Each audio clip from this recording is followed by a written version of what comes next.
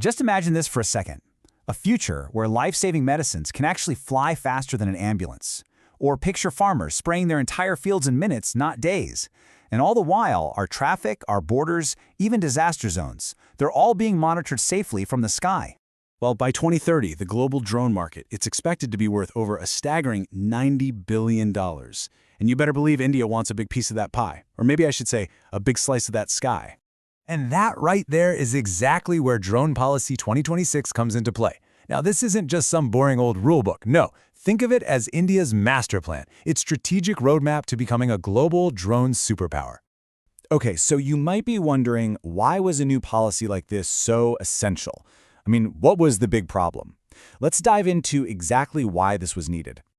Get this. India already has over 1 lakh registered drones. And that number? It's just exploding. We're seeing them everywhere, right? From farms to our defense forces, drones are quickly becoming a part of our landscape. But with that kind of crazy growth, a whole bunch of problems start popping up.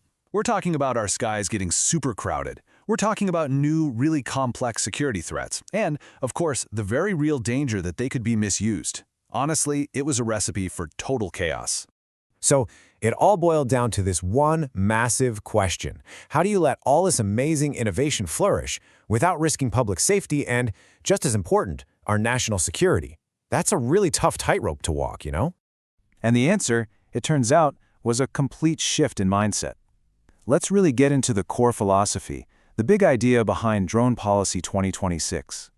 So the whole policy really stands on 3 powerful pillars. First, trust technology, not stacks of paperwork. Second, really push and encourage Indian manufacturing.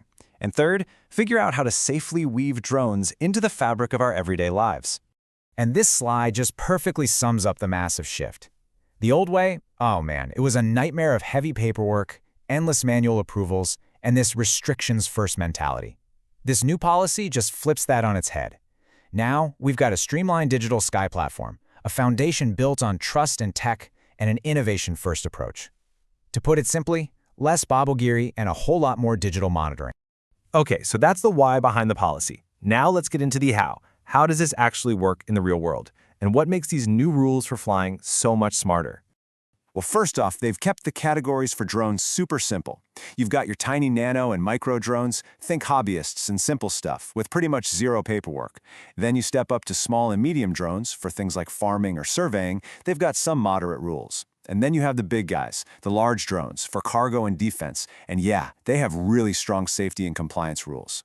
The logic here is, well, it's just common sense, isn't it? The bigger the drone, the higher the potential risk. So, the stronger the safety checks have to be. It's simple, and it's effective. Next up, they've basically painted the entire Indian sky with 3 colors. It's really easy to understand. You've got the green zone, where you can pretty much fly freely with very few permissions. Then there's the yellow zone, that's controlled airspace, but you can get approvals quickly. And finally, the red zone. These are strict no-fly areas. Think international borders or sensitive military installations. Now here's the statistic that should really make you sit up and take notice. Just look at this. Over 90%, 90, of Indian airspace is being opened up as a green zone. Just stop and think about what that means for accessibility. This is an absolutely massive boost for businesses, for innovators, for startups, for everyone. So how in the world do you manage all of this? The answer is simple: technology. Every single drone is going to have a digital registration and its own unique ID number, kind of like a digital license plate for the sky. They'll also need built-in geofencing, which is a virtual fence to keep them out of restricted areas. And of course, real-time tracking. And the whole thing is monitored on platforms overseen by the DGCA. And I love this line because it sums it up perfectly. What we get is a system where the rules are enforced by software, not by some guy on the ground with a whistle. It's all automated, it's efficient, and it's built to scale. Okay, this all sounds great on paper, right? But what does it actually mean for you and me? Let's talk about the real-world impact, how this policy is actually going to change everyday life here in India. For starters, in agriculture, this is a total game changer. A drone can spray an entire acre of land in just 7 to 10 minutes. I mean, think about that. It saves a ton of time, sure, but it also cuts down chemical use by up to 40% and keeps farmers away from direct exposure to harsh pesticides. Then there's healthcare, where the potential is literally life-saving. I mean, just imagine critical medicines reaching a remote village in a matter of minutes. Drones can be sent out for disaster relief almost instantly. And yeah, we're going to start seeing trials for drone deliveries right in our cities very soon. And for things like public safety and governance, well, drones give us these incredible eyes in the sky. They can be used for crowd control during big events, for mapping out disaster areas to help coordinate rescue teams, and even for complex search and rescue missions. But it's not just about the applications. Drone Policy 2026 is also shaping up to be a huge jobs engine. We're talking about a whole new world of careers opening up. Things like certified drone pilots, maintenance engineers, survey analysts, AI and mapping specialists. This could create lakhs of new, skilled jobs right here in India in just the next few years. Okay, but with all this amazing opportunity, there's obviously risk involved. So let's talk about the elephant in the room, security. How does this policy manage to balance all this progress with the absolute non-negotiable need for national security? Well, the short answer is that security is baked right into the DNA of this policy. There are strict limits on what a drone can carry, for example.